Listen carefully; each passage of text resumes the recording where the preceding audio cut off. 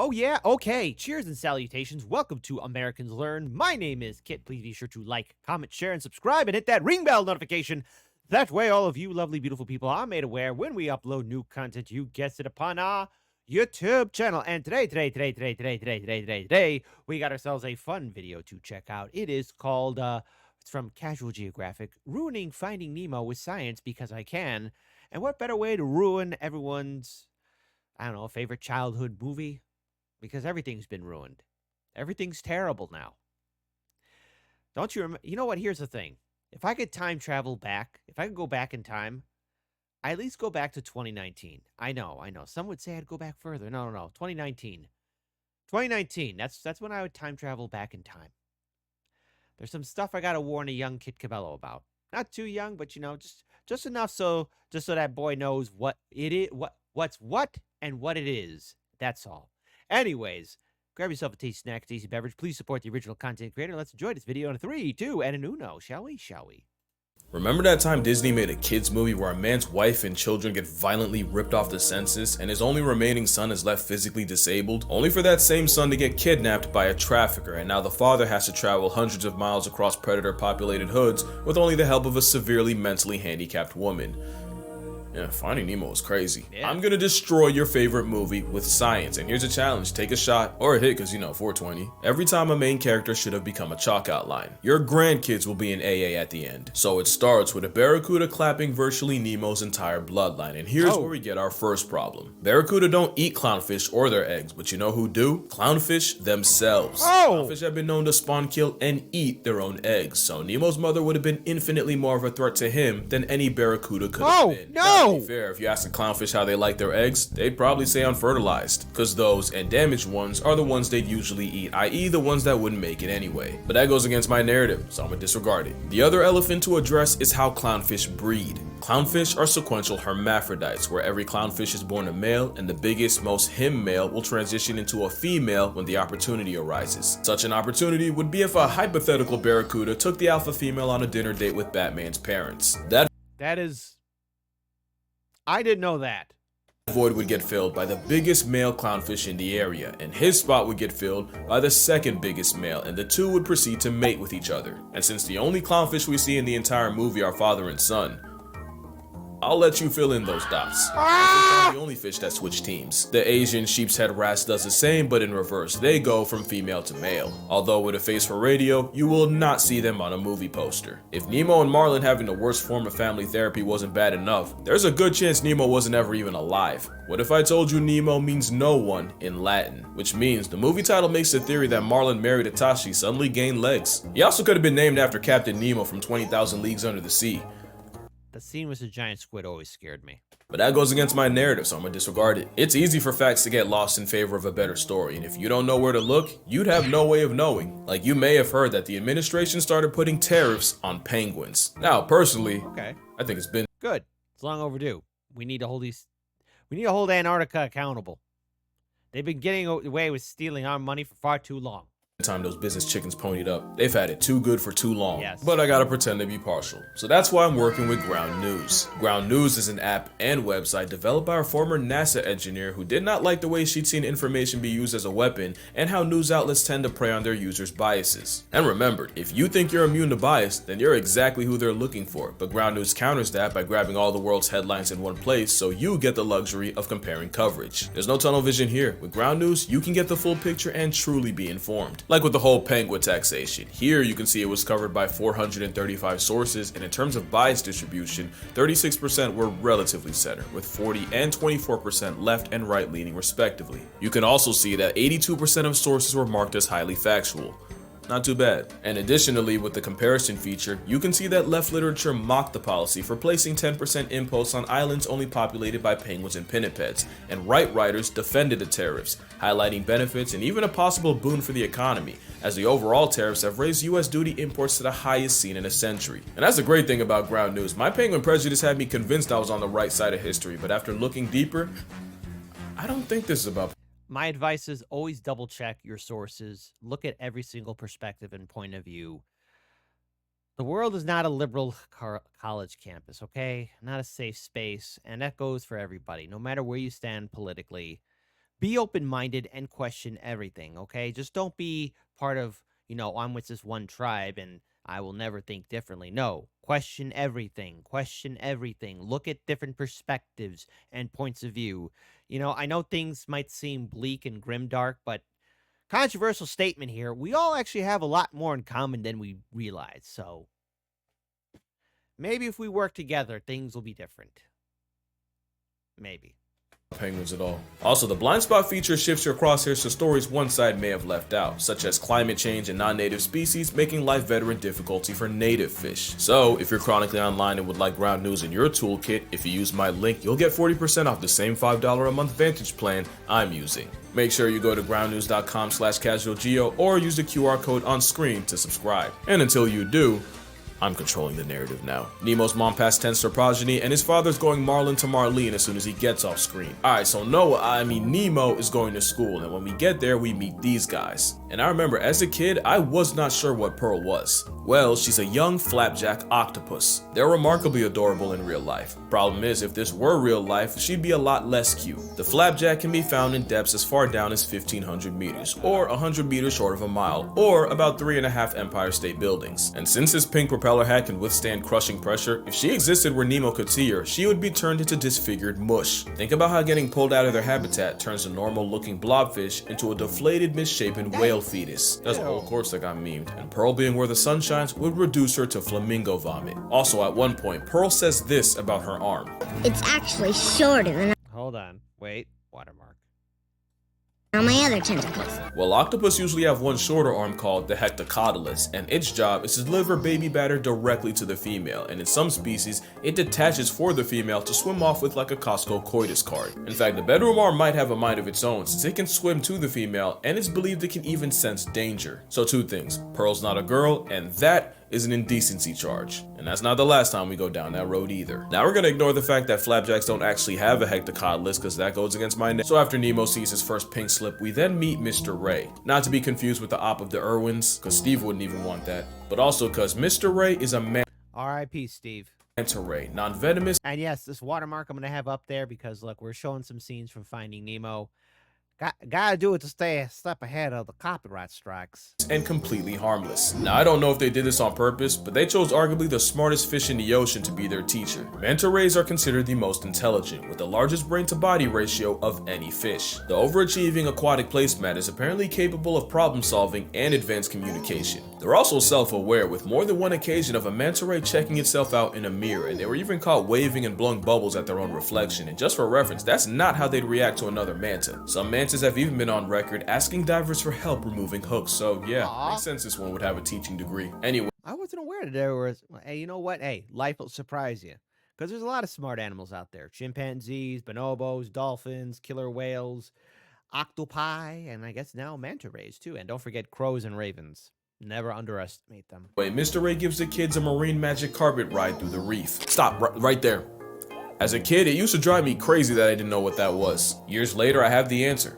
Spanish dancer. This Pacific pancake is a nudibranch, aka a type of giant sea slug, and a species known as a Spanish dancer, named after the flowing frills of a flamenco performer. It looks a lot like what SpongeBob got caught watching in 4K, and ironically, sponge is what they eat, and they'll actually steal their toxins for their own use. It's essentially cultural appropriation with poison. They also play for both sides, but unlike clownfish, they're born with both equipment. Now for how they use it, well, sometimes two slugs will donate nativity nectar to each other and head on their way. Some sea slugs have two penile appendages, one for delivering baby batter, and the other to stab their partner through the head to release a I'm glad I was born a human.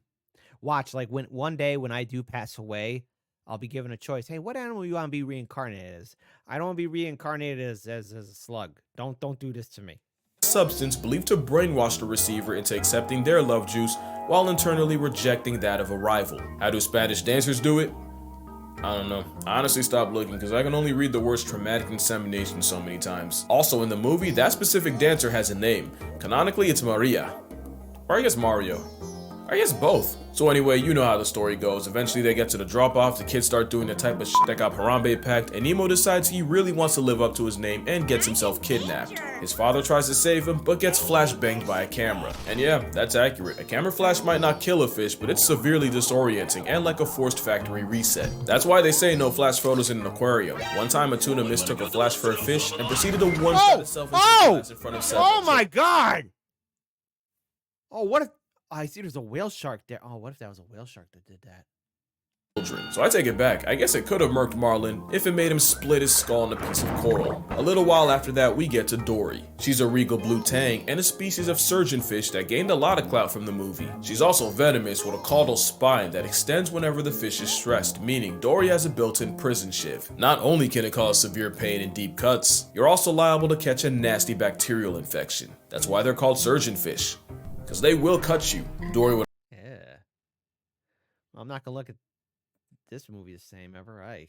Also conceal carry a toxin called ciguatera, and poisoning can lead to migraines, trouble breathing, and hallucinations. So yeah, the beloved Disney character can be a real headache to deal with in real life, although to be fair, I've heard the same said about her voice actor. Not long after that, we meet Bruce, and considering he expeditiously kidnaps and essentially escorts them to an underwater white van, he might just be a predator in every sense. But when we see all three sharks, they swear by vegetarianism. We also see this guy. Remember him, he's gonna be important. Now there actually are vegetarian sharks. More than half of the bonnethead shark's diet is seagrass. And turns out whale sharks eat a massive amount of green. But considering we're talking about a great white... Wow, whale sharks? Well, they eat plankton. Oh, never mind. You know what? I'm not an expert here.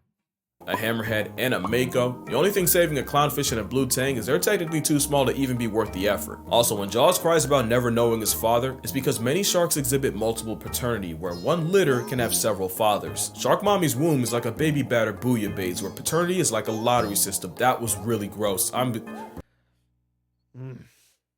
hope the this is a family-friendly channel. I'm gonna tone it down. But yeah, Bruce has no way of knowing who his father is. But it could Oh, that's creepy.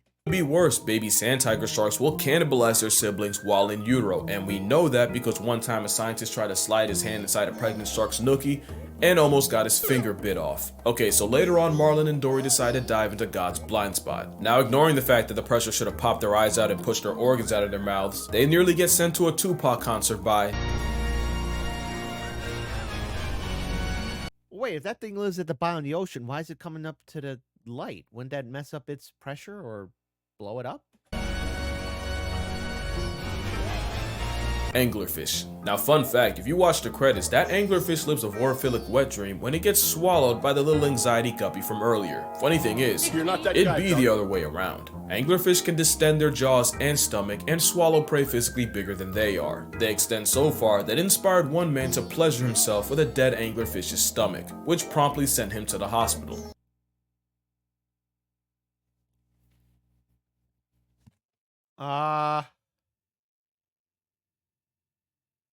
People can't be down that bad. Should have sent him to solitary confinement. That is a hell of a hear me out, the kind that should forfeit your right to human contact. It's not long after that we meet a lot of 90s kids' first introduction to rage bait. If these moonfish were humans in 2025, they'd be kick streamers in real.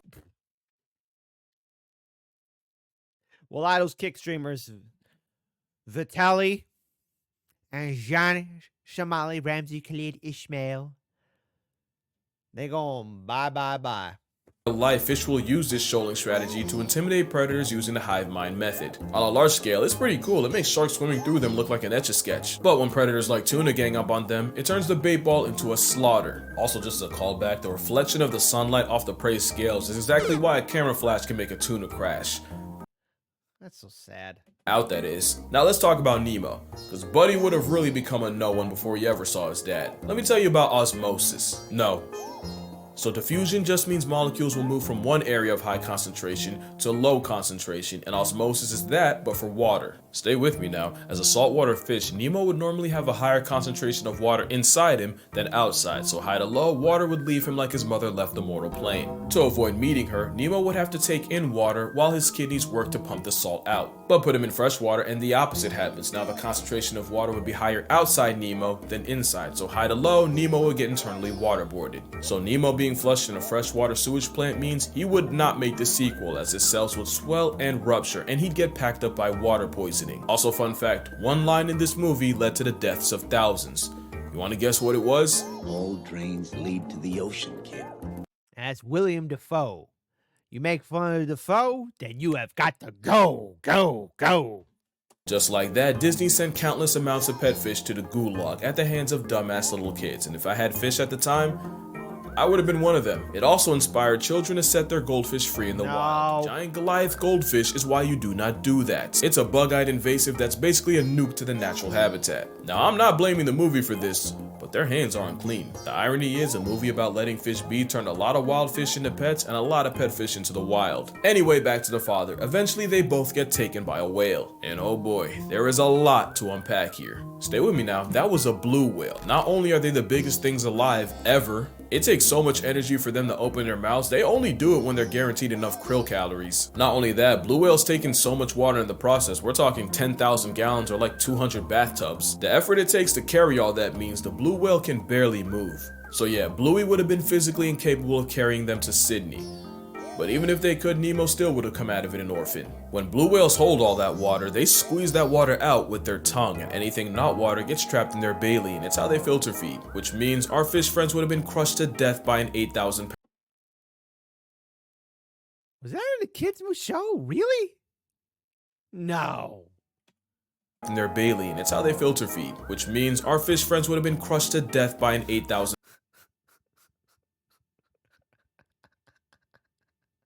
pound tongue. That's the weight of an elephant. Also, it would have been physically impossible for the whale to shoot them off at Sydney, since the blue whale's mouth does not connect to its blowhole. Also, whales don't shoot water out of their blowholes. It's really just warm whale lung air meeting cool outside sea air with some mucus, and it smells like a tire factory married the final boss of tonsil stones. Ew. So if smell kills, they would have got a guest pass to fish hell. But ignoring all that, eventually they trade one live Uber for another when a friendly pelican saves them from a flock of hungry seagulls. Seagulls are a feathery antichrist and the spawn of Satan, and they should And they are also dinosaurs. be afraid of pelicans, since pelicans are documented literally swallowing birds alive. In fact, one of the most traumatizing Alright, that's nightmarish. documentaries I watched was where Cape gannets were nesting on Malgus Island by the thousands, but because of overfishing, great white pelicans started pulling up to the nursery. What followed was a bunch of today pterosaurs strolling across the island like a grocery aisle and swallowing any unsupervised chicks alive. Like, you could hear the chicks as they were sliding down their throats, only for the pelicans to fly home just to regurgitate the recently devoured baby birds for their own pelican chicks to eat. So yeah, Nigel might be the real villain here. Now, that didn't really have to do with the plot, but I just said Oh, man. Well, if you liked Finding Nemo, you found nothing. You found nobody. sat here and overanalyzed a kids movie from 2003 because I have nothing better to do. And if this video gets 150,000 likes, I'll do it to another one. You can probably guess which one. Friendly reminder that I do have a Patreon if you'd like to support me beyond subscribing, but as always, in this economy, don't spend a check on a creator that, let's be honest, really doesn't need it. Only if you want to like buy me lunch or something. Also, I have a book. You should read it. Link also in description. But that's gonna do it. Drink water, hug your mother, don't dump goldfish, that's for real a problem. My condolences to your childhood. I will be doing it again, but until then, I'ma see y'all in the next one. Okay, what did we learn here? First of all, yes, I love our new watermark, but we're doing that for all our channels, Chicanime, Americans Learn, and Chicago Reacts. So yes, we have 3 channels, but why we are doing this? What is going on? What is ongoing? Well, just so you guys know, just so we don't get a copyright strike or anything like that, nothing, it's all good to have like a watermark there, just for that protection shield, But let's talk about what we learned here. First of all, I was unaware that manta rays are intelligent fish. The octopi tentacle was really not a tentacle at all, but another kind of appendage. I'll let you. Yeah, I'm not talking about it. All right, I don't want to violate community guidelines, but maybe it was a wang bone. I'll let you decide. Clownfish being hermaphroditic. Hermaphrodite. Yeah, I'm not a scientist. Being hermaphrodites, hermaphroditic. I think that's the correct term. I wasn't. Well, we learned something new. And we also learned that sharks don't know who their fathers are and don't take photographs at the aquarium. Seeing that tuna just collide its skull, I'm wondering if that has happened to other fish. But seriously, I didn't know that. See, now I never took photos, because I always felt off.